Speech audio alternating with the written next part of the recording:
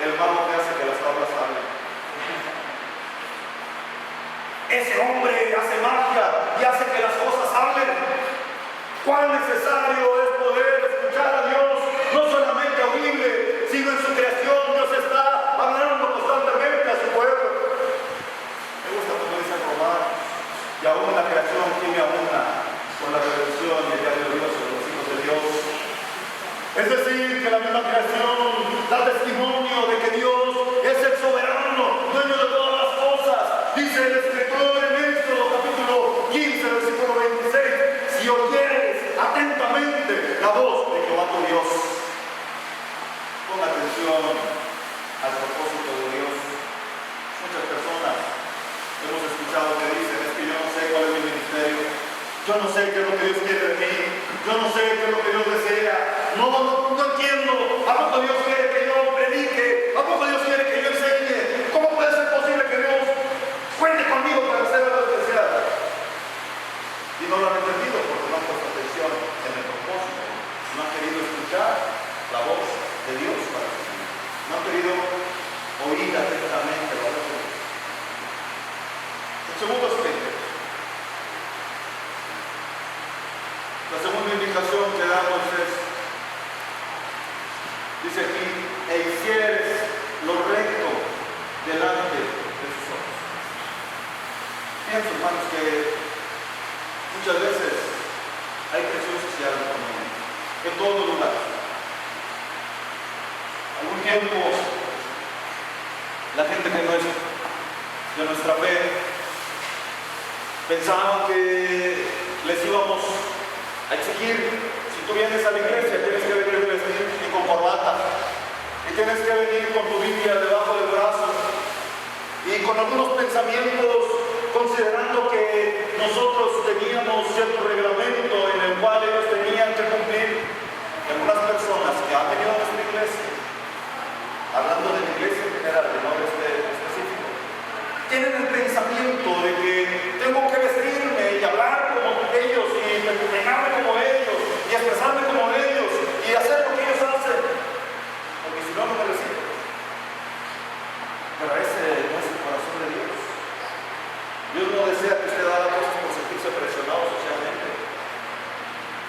Cuando estamos a nivel de preparatoria o de secundaria, cuando estamos como estudiantes, algunas veces dice un dicho que le comentaba mi madre, que a ustedes comentaba mi abuela. Yo respondo con mis hijos aquí en mi casa, allá afuera, que respondan por ellos a ver quién.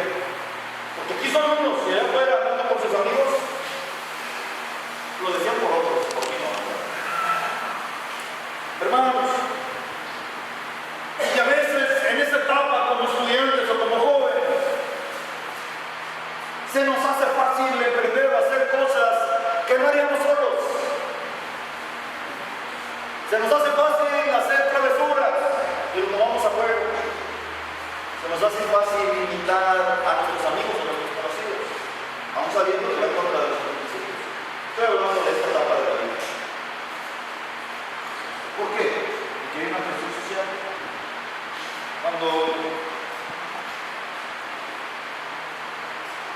Cuando hay muchos jóvenes que están en grupito, una de las presiones más fuertes es tiene miedo,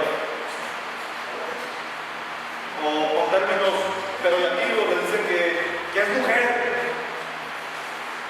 o le faltan agallas. Discúlpeme el término, pero algunos amigos solemos utilizar el término hermanita, ¿verdad? Pensando en el aspecto de que no tenía las agallas ni el valor para entender ciertas cosas.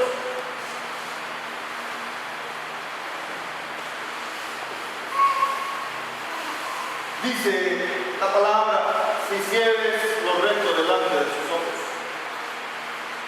Me gustaría pensar que Moisés no le faltaban ganas de decir lo recto delante de los ojos de Dios y de los míos. A veces las personas piensan que tienen que quedar bien con alguien, que tienen que quedar bien con fulanito, con manganito. Y muchas veces la vida cristiana del creyente está constantemente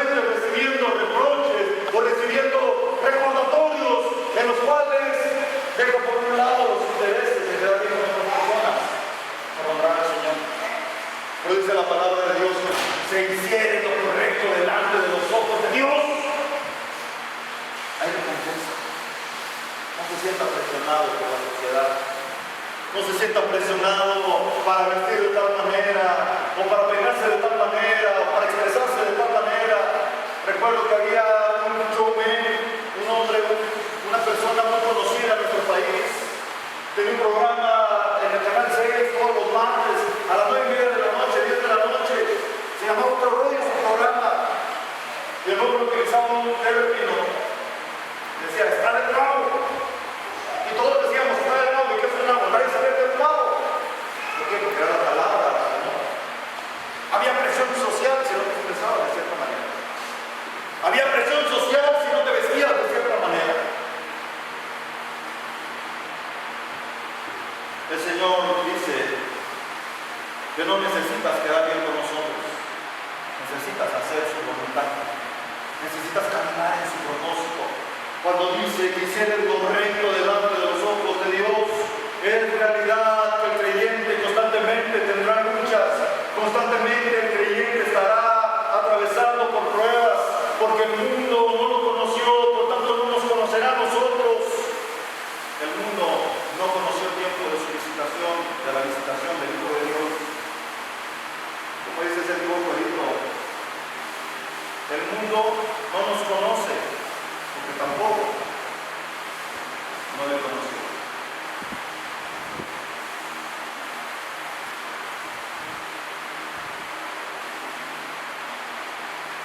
Habla de dos aspectos. Me gusta pensar que el primer término que se utiliza, oyes atentamente, habla de poner atención y de enfocarnos en lo que Dios quiere para nosotros. Pero el segundo término, de que hicieres, habla de una práctica. Es decir, que como dice el apóstol Santiago en su epístola, todo el que sabe hacer el bien y no lo hace, es tomado como pecado. Es decir, que debemos ser conscientes, que debemos vivir para el propósito de Dios. No podemos estar pasando por alto lo que Dios nos ha llamado a hacer. Algunas veces el mundo, con sus afanes, con sus placeres, con sus deseos, nos invita a considerarnos exitosos como el mundo lo plantea, pero la palabra de Dios nos dice que la mejor y única vida que existe, exitosa, es vivir para el propósito de Dios. Yo creo que iba a decir amén, así gritando.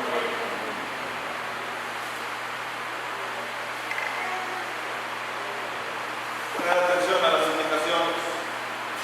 Pienso que no solamente es poner atención atentamente, sino hacerlo correctamente. Cuando uno viaja en avión, tal vez algunos han tenido esa experiencia, y cuando uno está, después de hacer la prueba de vuelo, está sentado en el lugar que le corresponde, una señorita se para al fondo de la nave, a la parte frontal, y otra mediación, y empieza a hacer la seña, que escuche lo que van a decir, y luego empiezan a hacer señales que para adelante, que para las ventanas, que arriba del techo, y hacen sus alemanes que tienen bien conocidos. Y me gusta pensar que esas indicaciones son como las que Dios nos da. Dios nos dice cómo debemos hacer las cosas. Y muchos de nosotros somos como esos niños de problemas de retención o de aprender, de poner atención. Hay niños que no pueden durar ni 5 minutos enfocados en una cosa porque ya están pensando, tienen problemas para poder enfocarse en una situación o en determinado trabajo. Y a veces somos así. El Señor nos está dando indicaciones y nosotros estamos distraídos en otra cosa. Ya al momento de practicar la palabra de Dios, no podemos hacer correctamente porque hemos ignorado las indicaciones del Padre. El tercer aspecto esta tarde, hermanos.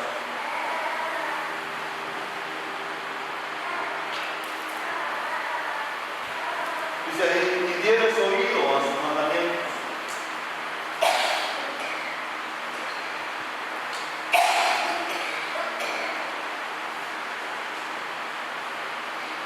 El domingo anterior predicábamos de la mansedumbre. Y algo que comentábamos era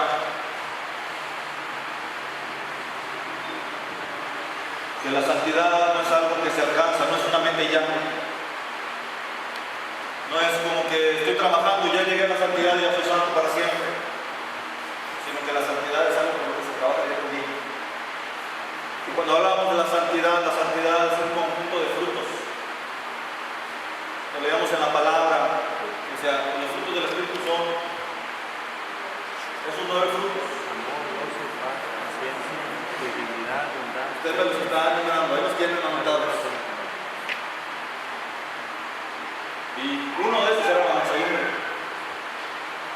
Y yo les comentaba que era muy difícil poder alcanzar la santidad si uno de estos frutos faltaba. La santidad no es tener solamente el fruto de mansedumbre, la santidad es tener los frutos del Espíritu. ¿Sí estoy siendo claro? Es decir, que puede tener 7 frutos, 8 frutos, pero si le falta 1 o 2 frutos, le está faltando para alcanzar la madurez y la santidad, la perfección, como dice Efesios. Dice, la estatura de la plenitud del varón perfecto, a la medida de Jesucristo. Cuando hablamos de la mansedumbre, si podemos poner atención a lo central del tema acerca del Nuevo Testamento, el punto central popular del Nuevo Testamento es el amor. La Biblia decía, hermanos, habla del amor.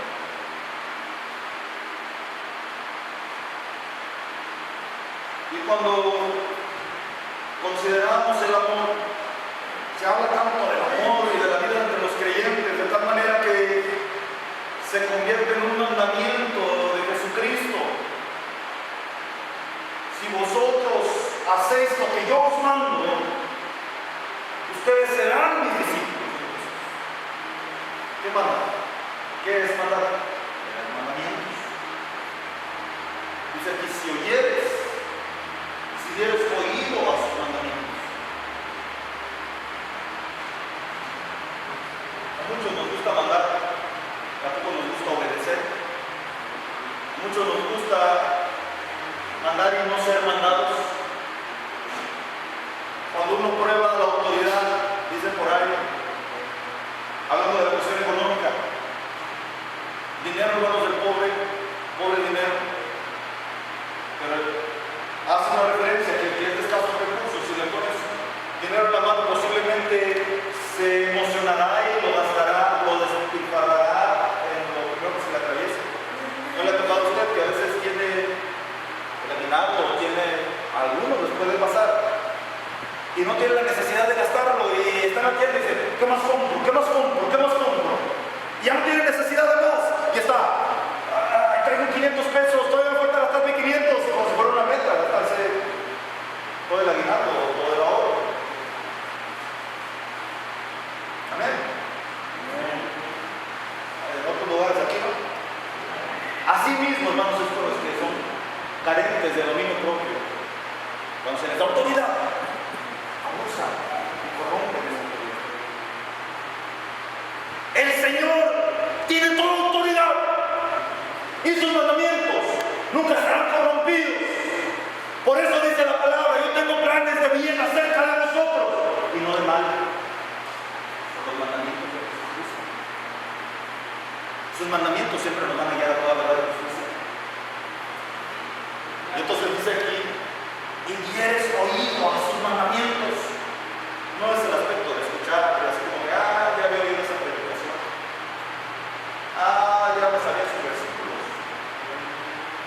Es guardar, atesorar, aprender.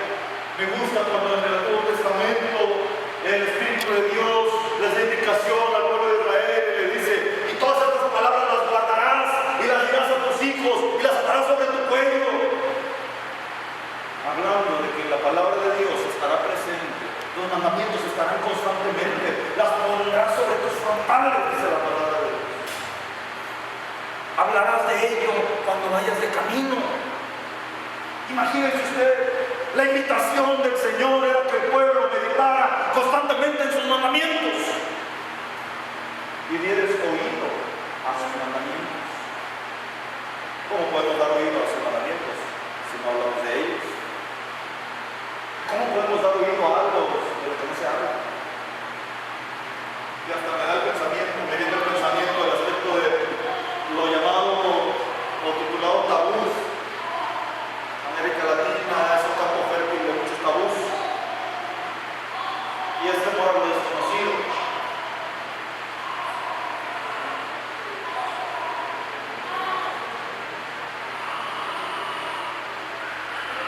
Cuando uno va con el Señor, cuando uno busca al Señor con todo su corazón y trata de guardar sus mandamientos, el Señor enderezará nuestras veredas.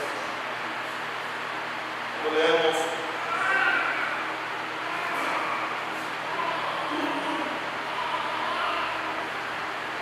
El Salmo